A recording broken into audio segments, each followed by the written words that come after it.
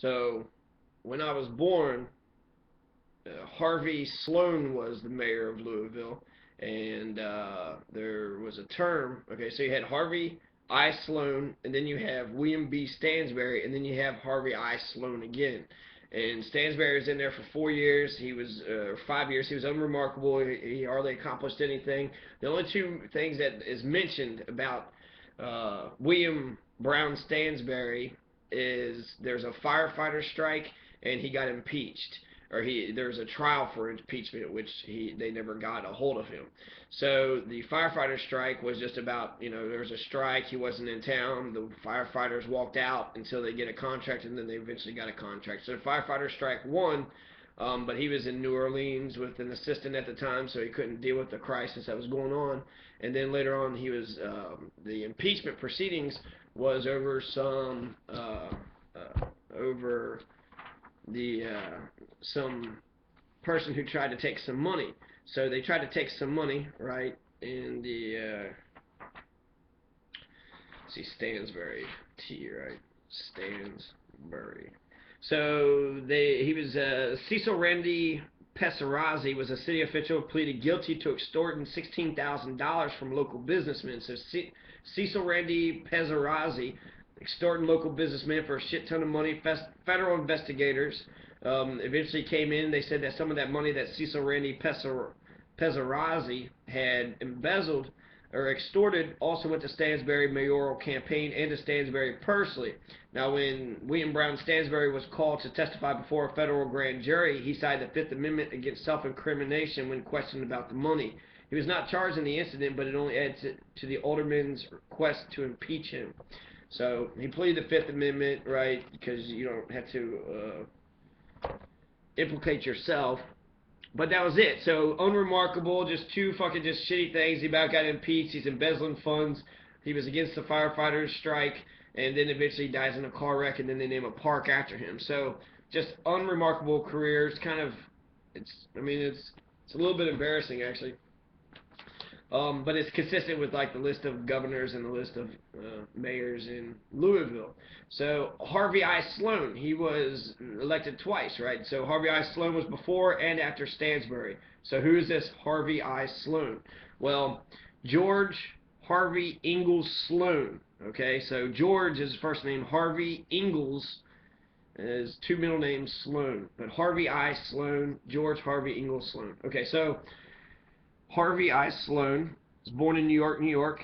He was mayor, Jefferson County judge, executive, and physician. Sloan was from a prominent family, the son of George Sloan, New York investment banker, and Catherine Ingalls. His great-grandfather, Melvin Ezra Ingalls, was president of the Big Four Railroad and once ran for mayor of Cincinnati, but lost. His father retired from investment banking to breed horses and foxhounds at Whitehall, a large estate in Warrenton, Virginia, where the younger Sloan grew up.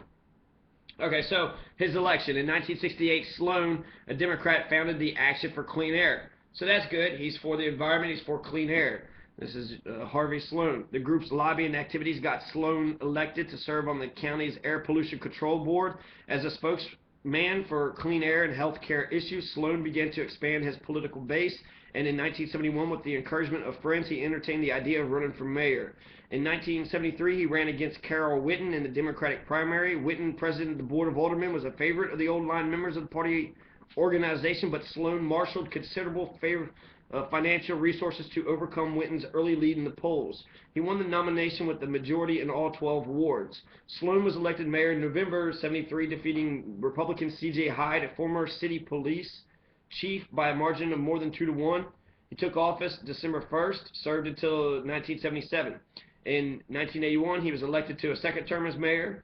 1980, state law changed the inauguration date from December 1st to January 1st, so he served from January 1st, 82 to 86. Sloan also served as Jefferson County Judge Executive from 86 to 1990. And he defeated Republican George Clark by almost 28,000 votes out of more than 84,000. So George Rogers Clark comes back as a fucking Republican, and he lost. Right? So good. Harvey, so far I'm liking Harvey Sloan so far.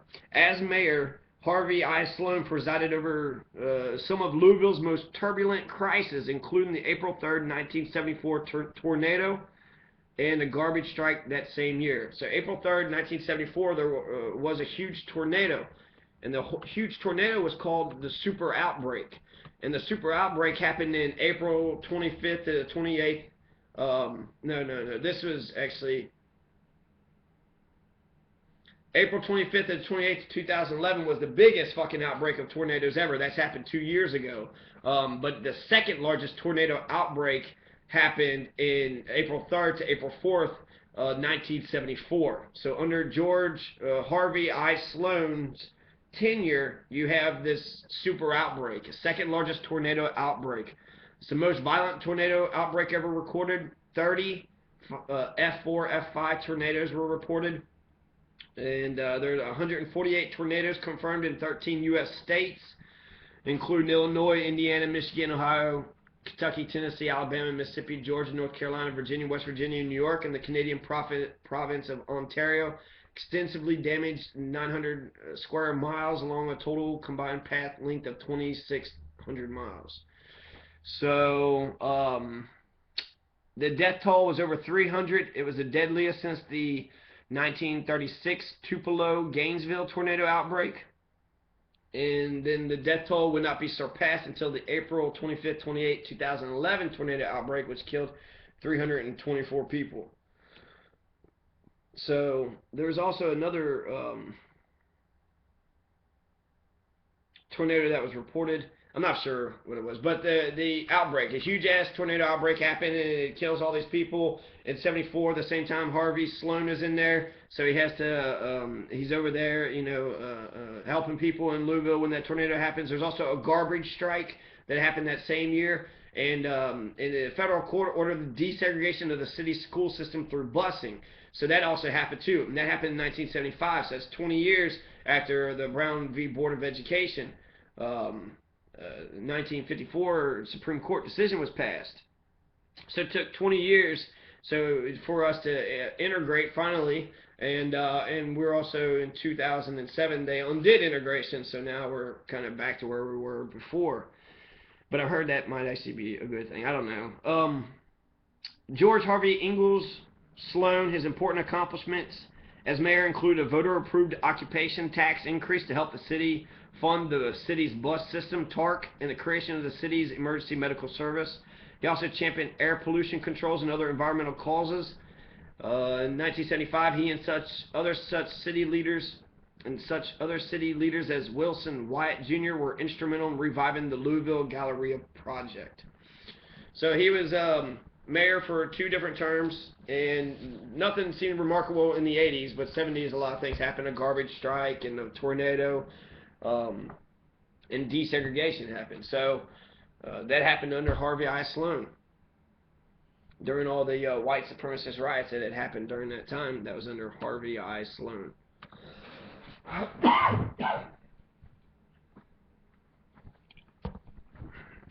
So, let's see, Mayor of Louisville. Let's talk about what Wikipedia says about Harvey I. Sloan. Pretty much the same thing. First mayor due to state law. He couldn't run for re-election. There's a tornado by the super outbreak on April 3rd, 1974. And it seems also like all these tornadoes are hitting right at March or April too. So in March and April, right? March brings showers and April brings flowers. So there's a reason why, the tornadoes keep on hitting in the March and April season. So they ordered to desegregate Louisville schools. He helped establish the mass transit system, TARC. So Harvey I. Sloan can be given credited for TARC. TARC still exists today. The bus system, the bus workers, it's unionized. He also began Louisville's emergency medical service, and he helped establish the Louisville Galleria project. So the Galleria project, a couple of them actually said, even Stansbury took credit for the Galleria project, which I don't know exactly what that is. I'm looking at Wikipedia. They might not have it. If they don't, I'm just going to skip it. Okay, so Galleria project, that was something else he did. I don't know what that is. So that's it. That's fucking Stansbury. That's Henry I. Sloan.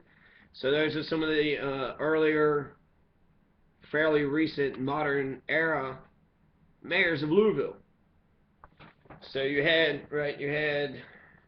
Harvey I. Sloan, you had William B. Stansbury, you had Harvey I. Sloan again, and then you had Jerry Abramson. He's elected in 1986 or 85, and then takes office 86, and he's in there till 99. So all of 90s is in Louisville is Jerry Abramson. And who is Jerry Abramson? So Jerry Abramson, he was born in 1946 in Louisville. His formative years were spent working in the grocery store in his Smoketown neighborhood, an area exemplifying the historical presence of freed slaves.